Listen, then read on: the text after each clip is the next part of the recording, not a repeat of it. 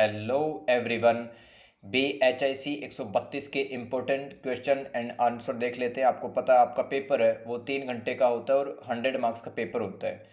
और इसमें जो बड़े सवाल वो 20 नंबर के लिए आते हैं और इनको 500 शब्दों में लिखना होता है। और छोटे सवाल जो कि 10 नंबर के लिए आते हैं इनको आपको 250 शब्दों में लिखना होता है। तो आप इन 20 सवालों को करें, आप गारंटी है कि आप पास तो हो ही जाओगे और आपके अच्छे नंबर भी आ जाएंगे। ठीक है, इनमें से काफ़ी सारे सवाल हैं वो आने की संभावनाएं वो पेपर में ज़्यादा हैं। दोस्तों पहला सवाल है, समुद्रगुप्त एवं चंद्रगुप्त द्वितीय द्वारा गुप्त साम्राज्य के विस्तार के लिए किए गए प्रयासों को बताइए। समुद्रगुप्त ने जो विजय अभियान किए हैं उत्तर और दक्षिण भारत में वो आपको बताना, तथा चंद्रगुप्त द्वितीय ने जो प्रयास किए हैं गुप्त साम्राज्य को ऊंचाइयों तक पहुंचाने में वो आपको बताना है। ये 20 नंबर का सवाल आ चुका है 2 बार और इस साल भी आ सकता है। क्वेश्चन नंबर 2, गुप्त साम्राज्य के विघटन के लिए उत्तरदायी कारकों को बताइए। यहाँ पर आपको उन कारणों को बताना है जिससे गुप्त साम्राज्य बिखर गया था। क्वेश्चन नंबर 3, गुप्त साम्राज्य के अंतर्गत प्रशासन को बताइए। फोर्थ क्वेश्चन है, गुप्त साम्राज्य की अर्थव्यवस्था समाज संस्कृति पर टिप्पणी लिखिए। क्वेश्चन नंबर 5 है दोस्तों, हर्ष की सैन्य उपलब्धियों को बताते हुए पुष्यवती वंश के प्रशासन को बताएं। दोस्तों यह सवाल आप याद कर ही लो क्योंकि काफी इंपॉर्टेंट है इस साल के लिए भी। क्वेश्चन नंबर 6, 6वीं शताब्दी तक दक्कन की राजनीतिक स्थिति पर प्रकाश डालिए। यह सवाल एक बार तो आ चुका है 20 नंबर के लिए और इस बार भी आपको देख के जाना है।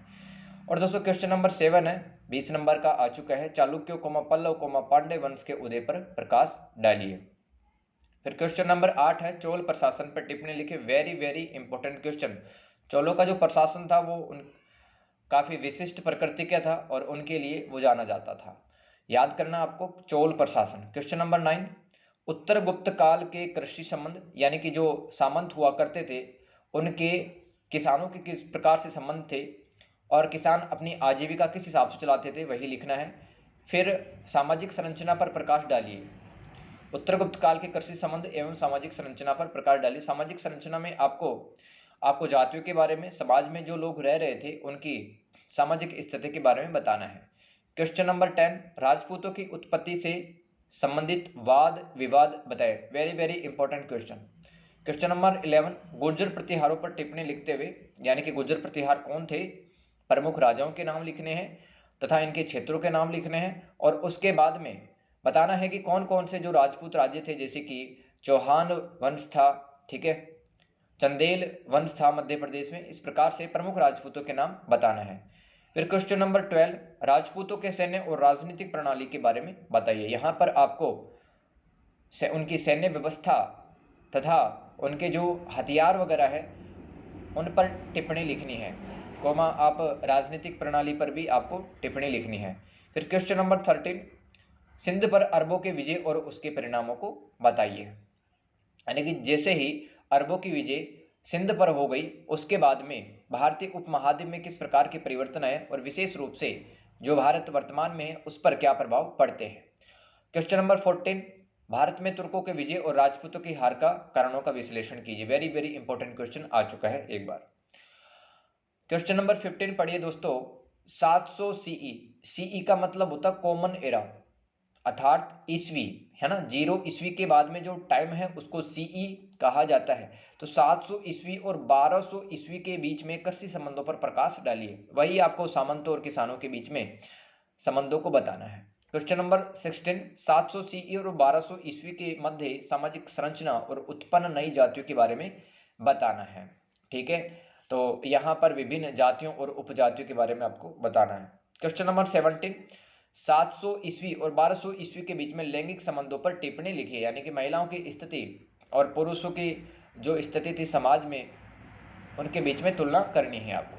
क्वेश्चन नंबर 18, 300 सीई और 1200 सीई के मध्य स्थापत्य कला, मूर्तिकला और चित्रकला के विकास पर प्रकाश डालिए। ये आपको दोस्तों देखना है, काफी इंपॉर्टेंट है इस बार भी। क्वेश्चन नंबर 19 है, दक्षिण भारत में भक्ति आंदोलन के कारण तथा प्रसार को बताइए, है ना। इसमें अलवार और नैनार संतों के बारे में बताना है कि किस प्रकार से समाज में कुछ वंचित वर्ग था वो भक्ति से विमुख था और भगवान में आस्था के लिए उसके पास में इतना धन नहीं था, तो एक प्रकार का आंदोलन चलता, उसे कहते हैं दक्षिण भारत का भक्ति आंदोलन। तो उसके कारण बताने और उसके प्रसार बताने, इसमें आपको संतों के नाम भी लिखने हैं।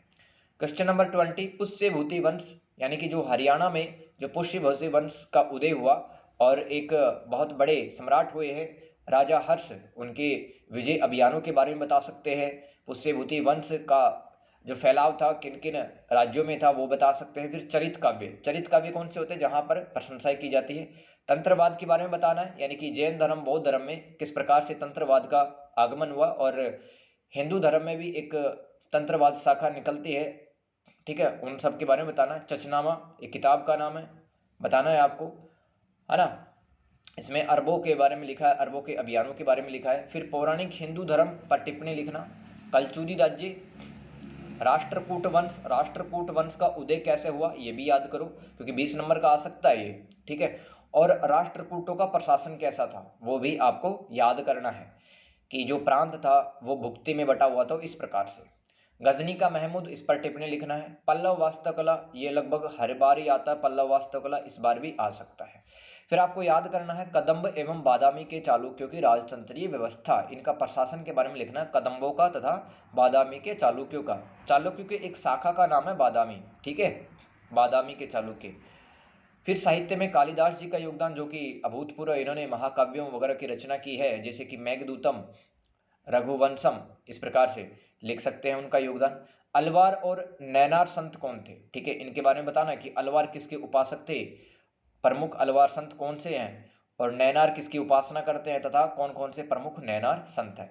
फिर आपको पल्लव और पांड्य संघर्ष के बारे में बताना है, तथा एक और अच्छा सवाल बनता है कन्नौज। दोस्तों कन्नौज एक बहुत बड़ा राजनीतिक केंद्र हुआ करता था प्राचीन समय में भारत में, और कन्नौज पर अधिकार के लिए बड़ी महाशक्तियां आपस में लड़ती रहती थी, और उस टाइम पर 3 महाशक्तियां लड़ रही थी कन्नौज पर अपना आधिपत्य जमाने के लिए, जिनका नाम था पाल वंश, प्रतिहार वंश और राष्ट्रकूट वंश। तो किस प्रकार से ये लड़ते हैं, किसकी अंतिम जीत होती है, वो दोस्तों अपन एक एक करके देखेंगे, लेकिन फिलहाल ये आप क्वेश्चन आंसर ये लिख लीजिए, ठीक है, और इन 20 सवालों को अच्छे से रट लीजिए, और काफ़ी सारे सवाल है वो आपको एग्जाम में देखने के लिए मिल सकते हैं। और दोस्तों ये जो सवाल है इनको आपको सीरियसली लेना है, ठीक है, इनको वापस से पढ़ें, वापस से याद करें, ठीक है, देखें, और इनका आंसर देखने के लिए हमारे चैनल आप सब्सक्राइब करें, और इनके आंसर आपको नेक्स्ट वीडियोस में मिलेंगे। तब तक के लिए God bless you and take care.